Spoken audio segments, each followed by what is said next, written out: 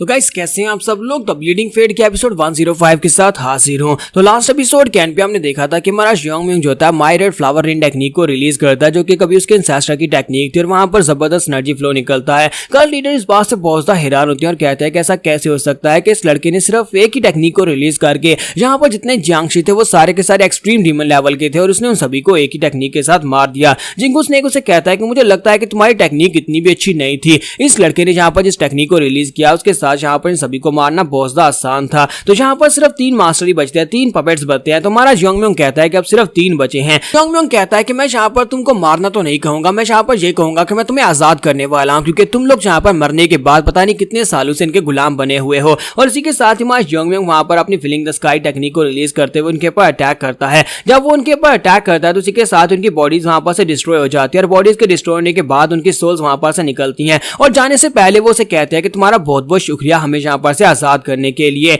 और हमारा Jeong Mueang उसके बाद अब फाइनली यहाँ पर अपने स्नेक को वापस अपनी तरफ बुलाता है, जब क्योंकि वो उसे कंट्रोल कर सकता है तो उसे अपनी तरफ बुलाता है और उसे कहता है कि तुम यहाँ पर लंबी लंबी बातें छोड़ते रहते हो, लेकिन जब फाइट की वक्त आता है उस वक्त तुम कुछ भी नहीं कर पाते। तुम तो वहां पर उस बड़े से ईगल को भी नहीं हरा पा रहे थे। तो वो उसे कहता है प्लीज मुझे माफ करना, ये सब कुछ उस जादूगर की वजह से है कि उसके तलिस्मन इतने पावरफुल हैं। जियोंग म्यूंग उसे कहता है कि क्या तुम मुझे वो वाली टेक्निक का सीक्रेट पहले नहीं बता सकते थे जो टेक्निक तुमने अभी मुझे यहाँ पर बताई है। तो वो कहता है कि तुम्हें अच्छी तरह से पता है कि मैं वहां पर अपनी आजादी के बदले में वो टेक्निक तुम्हें देने वाला था। इस वक्त सिचुएशन ऐसी थी कि मुझे तुम्हें इस टेक्निक के बारे में बताना पड़ा। तो जियोंग म्यूंग से कहता है चलो कोई बात नहीं, फिर भी यहाँ पर हम लोगों ने अपनी फाइट को जीत ही लिया। जिंगू स्नेक वहां पर सोच रहा होता है कि देखो तो जरा इस लड़के ने जहाँ पर इस टेक्निक को रिलीज किया, इनविजिबल गैस भी इस टेक्निक को रिलीज करता था, लेकिन उसकी पावर लेवल्स भी इतनी ज्यादा नहीं थी जितनी पावर इसने इस टेक्निक के साथ रिलीज किया। इसने आसपास के पूरे ग्राउंड को ही पोलराइज कर दिया है। तो जियोंग म्यूंग जो होता है वहां पर अपने आसपास देखता है, उसे आवाज महसूस होती है कि वहीं पर मलबे के नीचे से डीमन किंग निकलकर बाहर आता है। तो कल्ट लीडर जैसे वहां पर से बाहर निकलता है तो जियोंग म्यूंग उसे कहता है कि तुम्हें नहीं लगता कि तुम्हें यहाँ पर मलबे के नीचे चुपचाप लेटे रहना चाहिए था? अगर तुम्हारे पास यहाँ पर कोई ट्रम्प कार्ड नहीं बचा तो तुम्हें बाहर नहीं निकलना चाहिए था। तो कल्ट लीडर उसे कहता है कि अपनी बकवास बंद करो, मेरे पास अभी भी यहाँ पर एक ट्रम्प कार्ड है। और इसी के साथ ही अपने पास एक और तलिस्मन निकालता है और उसे कहता है कि मैं यहाँ पर तुम्हें दिखाता हूँ कि अब मैं यहाँ पर क्या करने वाला हूँ। और इसी के साथ ही जब वो तलिस्मन को रिलीज करता है तो उस तलिस्मन का नाम ब्लू आर्मर गोस्ट होता है। ब्लू आर्मर गोस्ट जो होता है वो एक स्पिरिट होती है, लेकिन स्पिरिट की फिजिकल बॉडी नहीं होती और वो निकलने के बाद मास्टर की बॉडी के साथ अटैच हो जाती है। कल्ट लीडर जो होता है उसको अपनी कवच की तरह ऊपर पहन लेते हैं और उनकी एनर्जी पहले से बहुत ज्यादा बढ़ जाती है। तो कल्ट लीडर उसे कहता है कि स्पिरिट के पास अपनी कोई पावर नहीं है, ना ही यहाँ पर इसके पास अपनी कोई बॉडी है, लेकिन जब इसे पहनने वाला पहनता है तो उसके बाद अपनी फुल पावर्स को रिलीज करता है और अब यहाँ पर मैं तुम्हें मारने वाला हूँ। इसी के साथ ही कल्ट लीडर जो होते हैं वहां पर से तलवार निकाल लेते हैं। वो तलवार जो गोस्ट किंग की थी वो उस तलवार को अपने कंधे पर उठा लेते हैं और कहते हैं कि लड़की अब यहाँ पर मरने के लिए तैयार हो जाओ, हिमालय राइडियस लाइंस अब यहाँ पर खत्म होने वाली है। जबकि जियोंग म्यूंग भी अपने डैगर को रेडी करता है। तो कल्ट लीडर बड़ी तेजी के साथ उसके करीब पहुंचते हैं, अपना ब्लेड उठाकर उसके ऊपर अटैक करते हैं, लेकिन जियोंग म्यूंग के लिए उनके ब्लेड के अटैक को अवॉइड करना बहुत ज्यादा आसान होता है क्योंकि वो ब्लेड काफी ज्यादा बड़ा और स्लो होता है।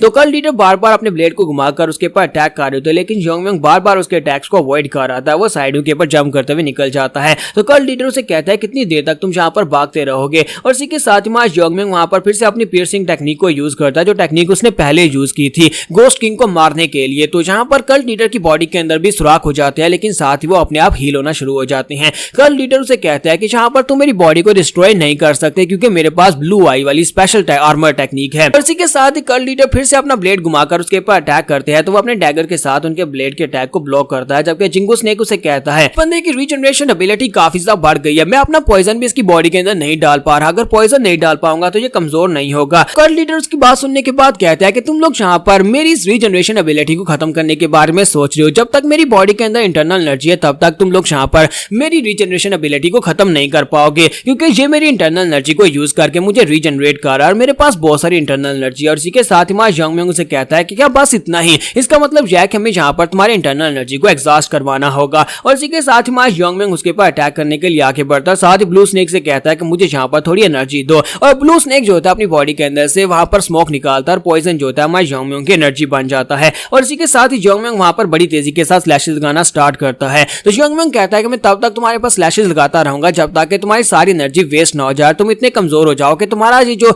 आर्मर है वो भी बहुत ज्यादा वीक हो जाएगा और उसके बाद तुम रीजनरेट नहीं कर पाओगे। तो डीमन कल्ट लीडर जो होते हैं वहां पर इस बात से काफी हैरान हो रहे होते हैं और काफी परेशान भी हो रहे होते हैं कि इस लड़के के अटैक्स पहले से बहुत ज्यादा बढ़ते जा रहे हैं और ऊपर से इसकी एनर्जी जो है ऐसा लगता है लिमिटलेस है और ऊपर से अपने जिंगू स्नेक के पास से उसका पॉइजन एब्जॉर्ब करके उसको एनर्जी की शेप दे रहा है। लगता है कि मेरे पास और कोई ऑप्शन नहीं है। और इसी के साथ ही वहां पर से भागना शुरू कर देता है। तो ज़ोंगमियांग इस बात से और भी हैरान होता है और कहता है कि मैंने ऐसा कभी सोचा भी नहीं था कि कल्ट लीडर जो कि एक महान एग्जिस्टेंस है वो यहाँ पर से डर कर भागेगा। तो जब वो वहां पर से नीचे की तरफ जंप लगाता है तो हमारा ज़ोंगमियांग कहता है कि तुम कहां पर जा रहे हो, तुम यहाँ पर से जा नहीं सकते। जिंगू स्नेक भी उसे कह रहा होता है कि तुम यहाँ पर डरपोक कैसे हो सकते हो, कम से कम तुम्हारा वो जादूगर जो था वो भी इतना डरपोक नहीं था। और ऊपर का सीन दिखाते हैं क्योंकि वो लोग एक ऊपर माउंटेन के ऊपर अटैक फाइट कर रहे होते हैं और नीचे उनके सभी एल्डर्स माओई ने इकट्ठे कर लिए होते हैं। तो एल्डर्स कहते हैं कि ऊपर वो किससे फाइट कर रहे हैं। वो इस माओई से पूछते हैं कि माओई वहां पर कौन सा दुश्मन है जिससे कल्ट लीडर फाइट कर रहे हैं। तो माओई उनसे कहते हैं कि मुझे नहीं पता कि वो ऊपर किससे फाइट कर रहे हैं, लेकिन हमें उम्मीद रखनी चाहिए कि वो यहाँ पर अपनी फाइट को जीतेंगे। तुम सभी को अच्छी तरह से पता है कि वही अपनी फाइट को जीतेंगे, इसी वजह से तुम सभी एल्डर्स को यहाँ पर तैयार रहना होगा। किसी वक्त भी यहाँ पर हम सभी को फाइट करनी पड़ सकती है।